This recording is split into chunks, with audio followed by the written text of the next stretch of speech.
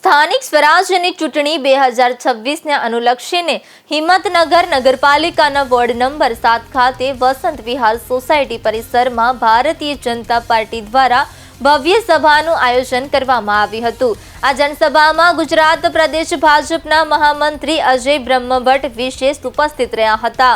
તેમણે પોતાના પ્રેરણાદાયી સંબોધનમાં કાર્યકરો અને મતદારોમાં નવી ઉર્જા ભરી તેમજ વિકાસના મુદ્દાઓને આગળ ધપાવવાનો સંકલ્પ વ્યક્ત કર્યો। તેમના ભાષણથી ઉપસ્થિત કાર્યકરો અને નાગરિકોમાં ઉત્સાહનો માહોલ સર્જાયો હતો।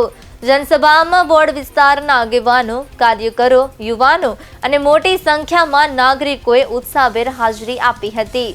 વોર્ડ નંબર 7માં સર્વાંગી વિકાસ, મૂળભૂત સુવિધાઓ અને જનહિતના કાર્યોને પ્રાથમિકતા આપવાનો પક્ષનો દ્રઢ સંકલ્પ વ્યક્ત કરવામાં આવ્યો હતો।